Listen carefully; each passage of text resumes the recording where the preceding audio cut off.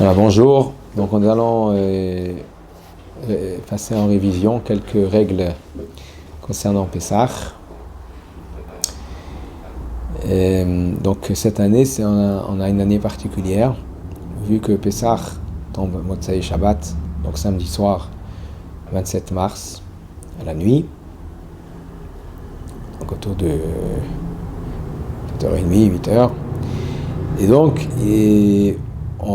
les lois de Pessah sont un petit peu différentes. C'est-à-dire, normalement, c'est Pessah, c'est le 15 Nissan. Donc, la veille au soir, on fait l'Abdikat Hametz.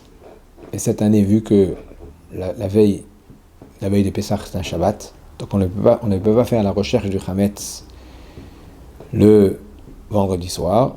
Donc, les Chachamim ont reporté la recherche du Hametz au jeudi soir. Donc, jeudi 25. Donc, en fait, l'Abdikat Hametz doit se faire jeudi 25 à la nuit.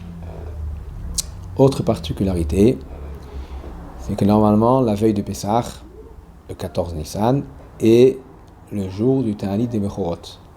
Donc, c'est les premiers-nés du père. Donc, ils doivent jeûner, normalement, ce jour-là. Néanmoins, l'habitude est d'écouter un Siyum Masechet, donc quelqu'un qui finit Masechet, ou bien d'assister à une Soudat Mitzvah, ça peut être une Brit Mila, Pidyon Haben, Shabbat ou d'autres. Et à ce moment-là, on est exempté de jeûner. Et donc, normalement, le jeûne aurait dû être le 14 Nissan, donc Shabbat. Et vu que c'est Shabbat, donc c'est reporté à jeudi. Donc, le Ta'anit Bechorot a donc lieu jeudi 25 mars cette année. Et donc, celui qui veut s'acquitter, éviter de jeûner, il devra soit le Beth Knesset et écouter un Siyum de Masechet, puis après manger quelque chose après le Siyum, ou bien assister à une Brit Mila, ou Pidyon Haben, de telle sorte que le fait d'assister à ça, de manger le repas, ça l'exempte de ce jeûne-là. Donc, comme chaque année, comme c'est préconisé dans le Shulchan Aruch, avant l'Abdikat Hametz, donc avant la recherche du Hametz, il faut nettoyer la maison. Faisons confiance à nos femmes, comme certains le disent, et il faut rappeler à nos épouses que la poussière, c'est pas du Hametz. Mais bon, elles en profitent toujours pour faire le nettoyage du printemps. En tout cas, donc avant le 25 au soir, donc le jeudi 25, il faut donc nettoyer la maison. Et ensuite, donc le soir du 25 à la tombée de la nuit, il faut savoir que la mitzvah de faire l'Abdikat Hametz, c'est à la tombée de la nuit. Donc, et pas a priori au début de la nuit, et pas à 11h minuit du soir. Pour ceux qui ont l'habitude, les bons Tunisiens qui font les grillades, il convient de faire les grillades après l'Abdikat Hametz. Ou bien, on fait faire les grillades, la famille fait les grillades, et le papa s'occupe de faire l'Abdikat Hametz. Donc, on a fait l'Abdikat Hametz, donc le jeudi soir, donc le 25 mars cette année, à la nuit, à tomber de la nuit, et à la lumière d'une bougie, et ensuite, donc on fait la bracha, le 4 mètres avec la bracha évidemment, et ensuite de faire le bitoul, n'est-ce pas, dire kol chamira vechamira, tout chametz ou le vin qui est en possession, que ce soit annulé et considéré comme nul, comme la poussière de la terre. Donc c'est apporté de la gadote. Maintenant, il y a une différence par rapport aux autres années. Normalement, on laisse, après l'Abdikat Hametz, on ne laisse que de quoi manger 2 repas, un pour le soir et un pour le lendemain matin. Mais là, on a en fait le repas de Shabbat. Ça veut dire qu'on doit garder du pain pour le repas de Shabbat, donc vendredi soir et Shabbat matin.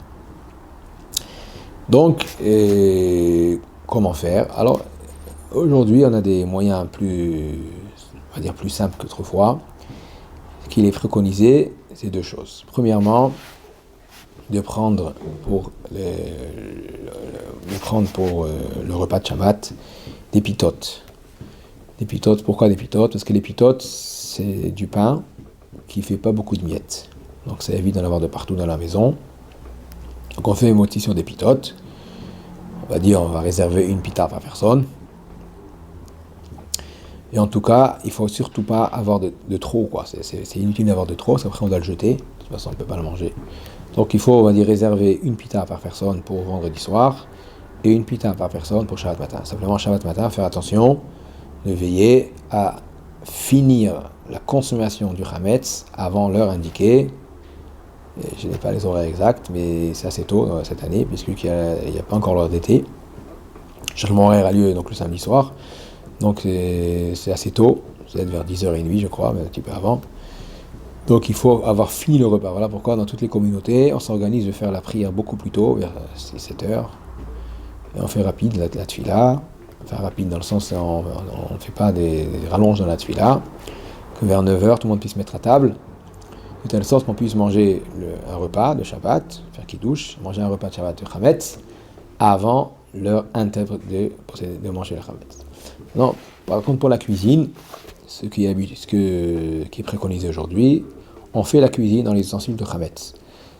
Excusez-moi. On fait la cuisine dans les ustensiles de Pessah. Donc on cuisine comme Kasher les Pessah. Simplement, on mange dans des assiettes en plastique, des assiettes jetables, de telle sorte, en carton, de telle sorte que si jamais il y aurait des miettes qui tombent dedans, de toute façon on jette à la poubelle et c'est pas grave. Maintenant, donc une fois qu'on a passé les repas, donc ceux qui restent, s'il nous reste des miettes, d'abord il faudra balayer la maison, enfin la chambre où on a mangé le repas, il faudra bien nettoyer la table sur laquelle on a mangé aussi, enlever toutes les miettes, et ensuite tous les miettes, tout ce qu'on a balayé et toutes les miettes qu'on a pu récupérer, on les jette dans les toilettes. Et s'il nous reste des pitotes, il nous reste du pain, on jette également ça dans les toilettes.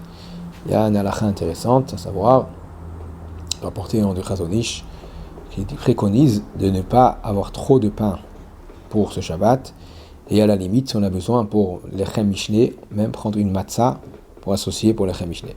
Bon, évidemment, la matzah, on l'enveloppera dans un plastique, mais c'est-à-dire qu'il y aurait une possibilité de prendre une matzah pour l'Echem Mishneh, dans le cas où on n'a pas d'autre solution. Bon, donc en tout cas, ça c'est par rapport au repas. Donc la cuisine dans l'affaire de Pessah, et on mange dans des assiettes jetables de telle sorte qu'on ne risque pas d'avoir des miettes dans les assiettes de Pessah, ce serait plus embêtant, on va dire.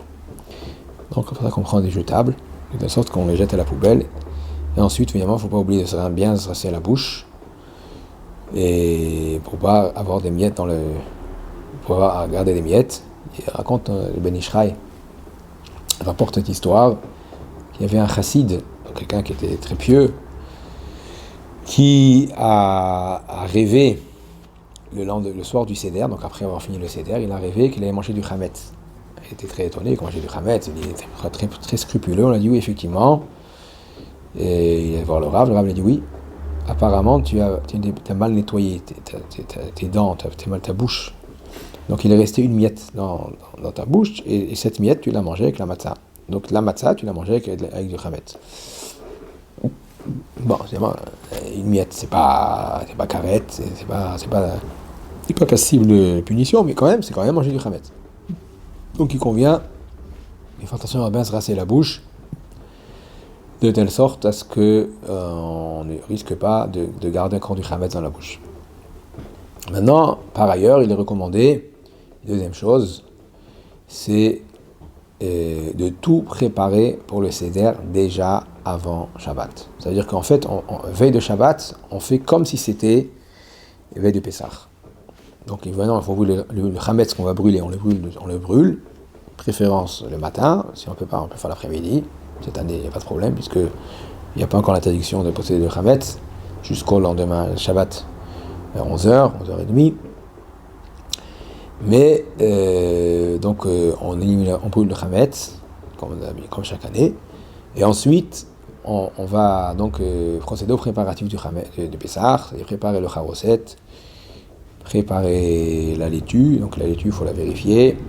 C'est sûr que ça va avoir des laitues qui viennent Gush-Katif, d'Israël, qui sont déjà donc il suffit de les rincer, c'est mieux, ça évite les problèmes.